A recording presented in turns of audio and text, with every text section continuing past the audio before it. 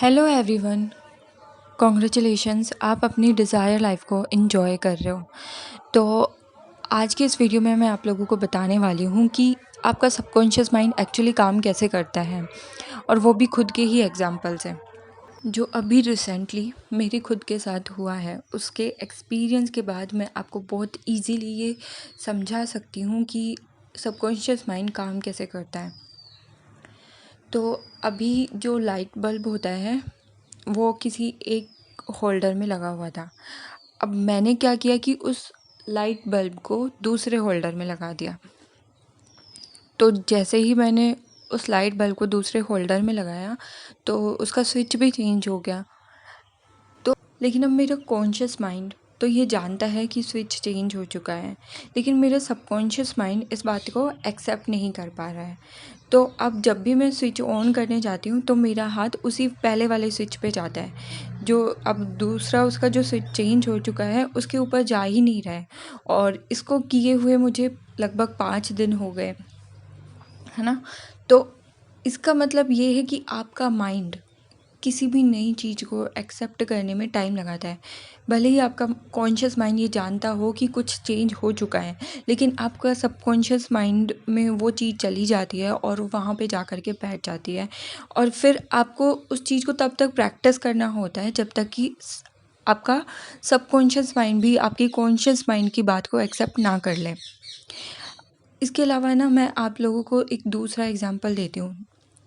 आप लोग सभी अपने घर में रहते हो, ठीक है। अगर आप परमानेंट लगभग बहुत टाइम से एक ही घर में रह रहे हो तो क्या होता है कि कभी कभी ऐसा होता है जब लाइट चली जाती है तो भी हम एक रूम से किसी दूसरे रूम में इजीली जा पाते हैं, या फिर एक रूम से किसी किचन में जा पाते हैं। यानी कि अगर लाइट ना भी हो तो भी हमारी बॉडी उस डायरेक्शन में मूव कर जाती है जिस डायरेक्शन में हम जाना चाहते हैं। तो वो किस वजह से होता है, वो भी आपके सबकॉन्शियस माइंड में हो चुका होता है। और जब सबकॉन्शियस माइंड कोई भी बात को पकड़ लेता है, कैच कर लेता है, तो उसके लिए आपकी बॉडी काम करने लग जाती है, यानी कि उसी डायरेक्शन में आपकी बॉडी वर्क करती है। लेकिन जब आप उसको एक न्यू डायरेक्शन देते हो तो आपका सबकॉन्शियस माइंड उस चीज़ को एक्सेप्ट करने में थोड़ा टाइम लगाता है।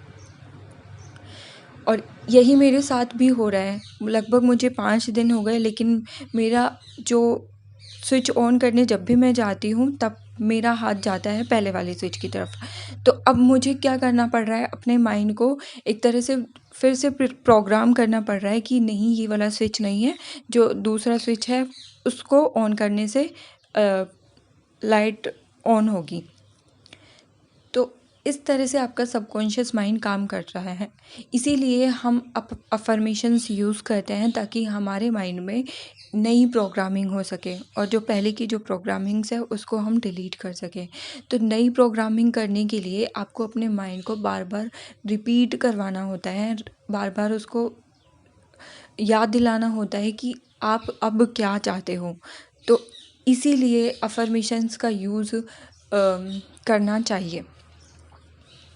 तो अफर्मेशंस का यूज़ या तो आप रात को सोते टाइम करते हैं तब बहुत ज़्यादा इफ़ेक्टिव होता है, और जब आप सुबह मॉर्निंग में उसको करते हैं तो बहुत ज़्यादा इफ़ेक्टिव होता है, क्योंकि उस टाइम पे आपका माइंड जो आपकी अफर्मेशंस होती है उसको एक्सेप्ट करने में रेजिस्टेंस क्रिएट नहीं करता है, बहुत इजीली एक्सेप्ट कर लेता है। जब आप कंटिन्यू इसे करते जाते हो तो फिर आपके माइंड में नई प्रोग्रामिंग होने लग जाती है। आपका सबकॉन्शियस माइंड आपकी नए थॉट को एक्सेप्ट कर लेता है।